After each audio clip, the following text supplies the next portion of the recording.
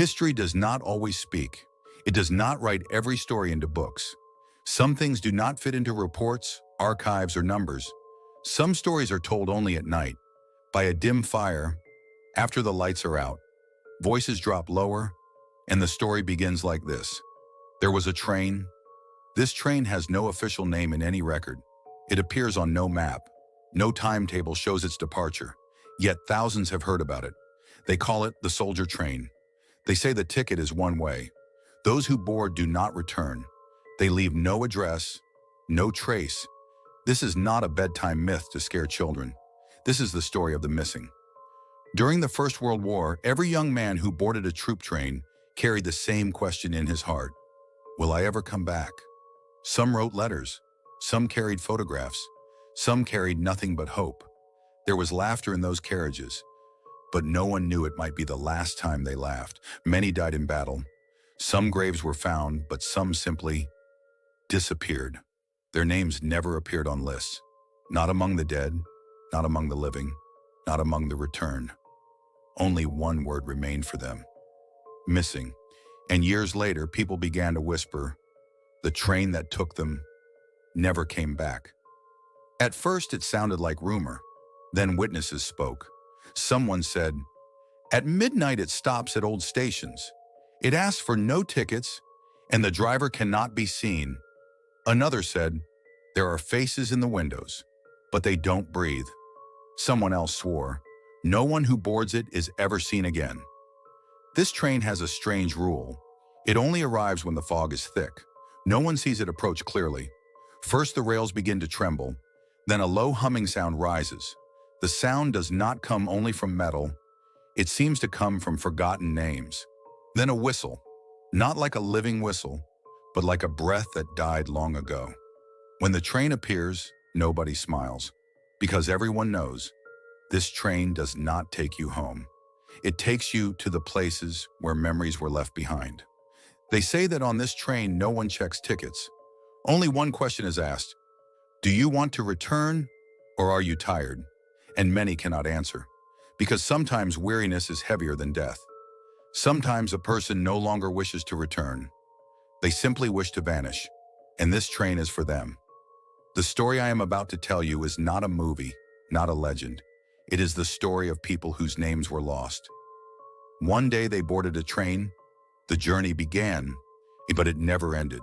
And ever since, the world stands silently beside the rails, because everyone hears the same question echo. Who is the train coming for one tonight?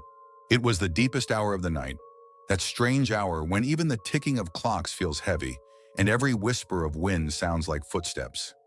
The fog had settled over the ground like a thick, cold blanket, not white, but gray, damp, and heavy. It felt as if the whole village was holding its breath. Even the dogs were silent. The old train station at the edge of the village stood in complete darkness. No lights, no movement, as if it had been abandoned for years. A rusted metal sign hung crookedly, creaking softly whenever the weak wind touched it. The wooden boards of the platform were soaked with moisture, almost black, and droplets of water shivered on the rails. At first, there was only a sound, far away, so far that it felt like it came from underground. A low humming, growing slowly.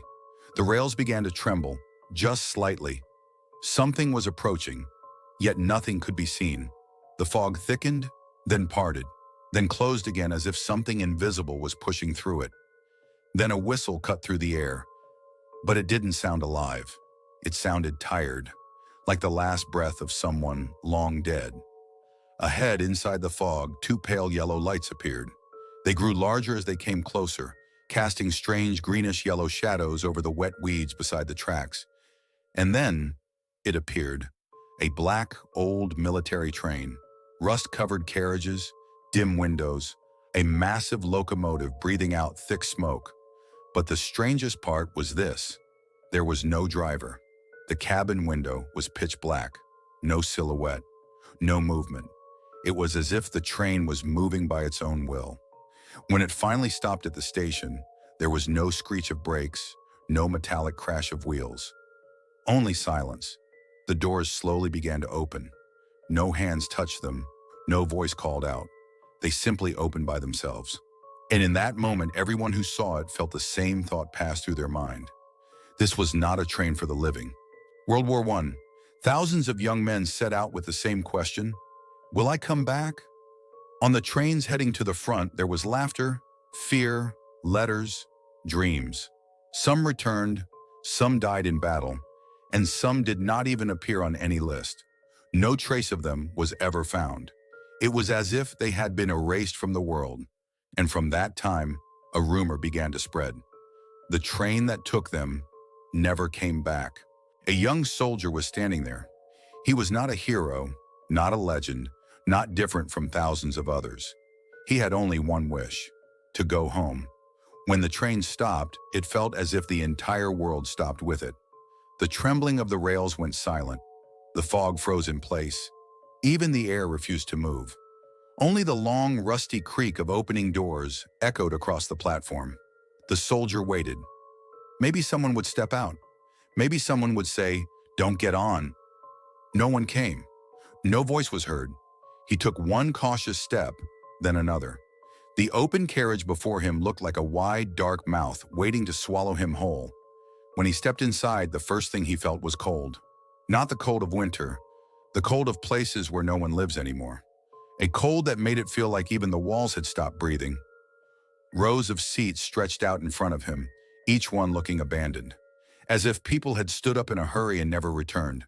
There were faint marks on the cushions where bodies had once sat, but there were no bodies now.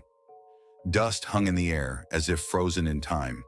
It felt like no one had touched this place for years. The soldier walked slowly forward. With every step, the wooden floor gave off a dull, hollow sound. He brushed his hand against the back of a seat. The wood was ice cold. Something caught his eye. Beneath the window sat an old soldier's bag. There was a name on the tag, but the name had been scratched away, as if someone had tried, in a hurry, to erase it from memory. Then he saw a soldier's cap. It hung from the corner of a seat, as if someone had just removed it a moment ago. The deeper he went, the more he saw.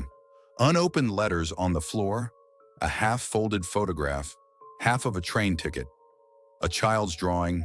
Everything had been left behind. Only the owners were missing. Then he noticed a piece of paper on the seat. The paper was yellowed, edges torn, warped by damp air. He opened it carefully.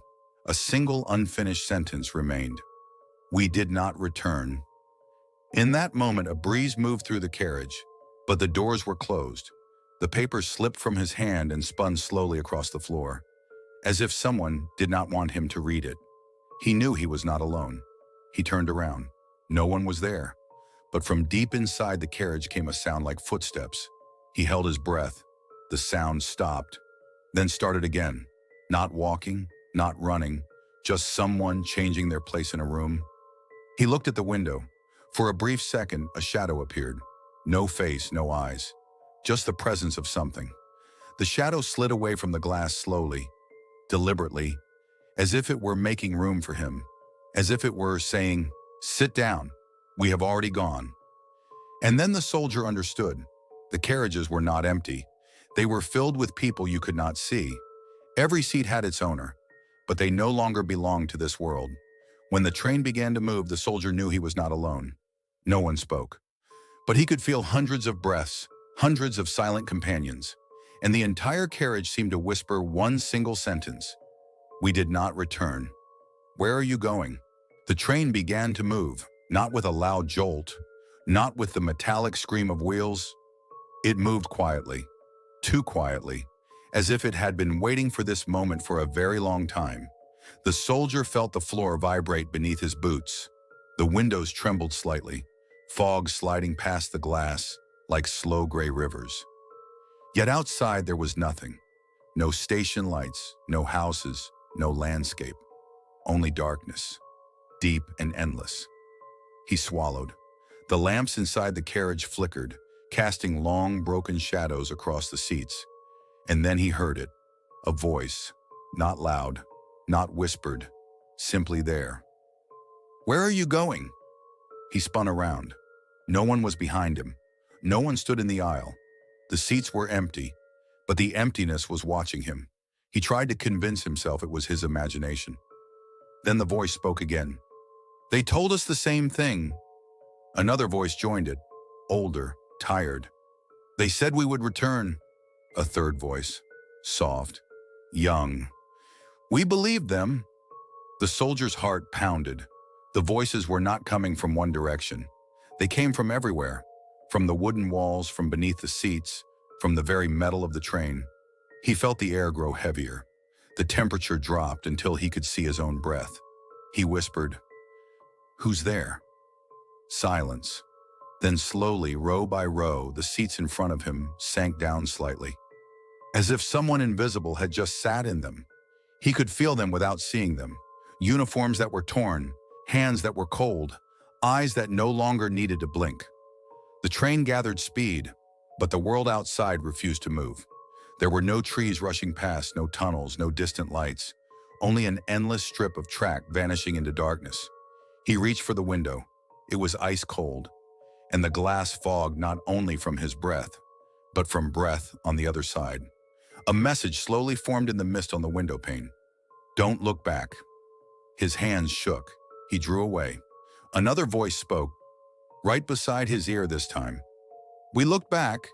A pause. And the way home disappeared. He stood in the aisle, frozen. The carriage felt smaller now, as if the walls were inching closer. He heard the sound again. Not footsteps, not movement, just the slight rustle of people who no longer had weight. He sensed them turning toward him. He sensed them waiting. One voice, very near, asked gently, "You are going home, aren't you?" He opened his mouth to answer but found no words, because suddenly he wasn't sure. What if home was gone? What if the world he remembered no longer remembered him? The train did not slow. There was no destination board, no conductor, no signal, just motion, and the feeling that with every mile his name was fading. Seat by seat, the unseen passengers leaned closer. He could feel their sorrow, their exhaustion, their acceptance. And then, all together, as if a single breath passed through the carriage, they spoke. "We did not return." The soldier lowered his head. For the first time he wondered, was he already one of them? Time stopped, not suddenly, but the way a clock runs slower before it dies. The train kept moving, yet nothing outside moved with it. No trees, no lights, no horizon, only darkness that refused to pass by. The soldier looked at his watch. The hands were frozen. Seconds did not dare to fall. He shook it, nothing. It wasn't the watch that stopped. It was time itself. The carriage was moving, but the world was not. The lamps flickered once and then burned with an unnatural stillness, their flames not bending, their shadows not shaking, as if even light had been ordered not to move. He listened. There was no rhythm of wheels, no clatter of rails. The train slid forward without sound, without weight, without past or future. He touched the seat in front of him. It was warm. Someone had been sitting there, or maybe someone was still sitting there in a moment that refused to end. He tried to remember when he boarded. A station, a platform, a voice announcing departure. The memory broke apart like smoke. He remembered his name, but when he tried to say it aloud, the sound would not come. The moment stretched, longer and longer, until it felt like an entire lifetime compressed into a single breath. One of the invisible passengers spoke. "This is the place between." The soldier whispered, "Between what?" The answer came from everywhere at once. Between being remembered and being forgotten. He felt it then. Photographs without faces, letters never opened, names scratched off stone. Time had not merely stopped, it had let go of them. Every mile the train traveled pulled them further away from clocks, from calendars, from the world where people waited. He looked at his watch one last time. No ticking, no movement, just his own reflection staring back at him. And for a terrifying second, he did not recognize the face. The voice returned, gentle, inevitable. "Once time stops, it does not start again for us." The soldier closed his eyes. He finally understood. The train was not just moving through space, it was moving out of time. At the very end of the carriage there was a door. Old wood, peeling paint, a handle that felt colder than metal should ever be. The soldier didn't know why, But he understood. Something was behind it. He hesitated. Every part of him whispered, "Don't open it." But the train kept moving, and the door felt less like a choice and more like a destination. He turned the handle. The door opened without a sound. Inside, the darkness felt heavy, not the absence of light, but the presence of waiting. Seats filled the carriage.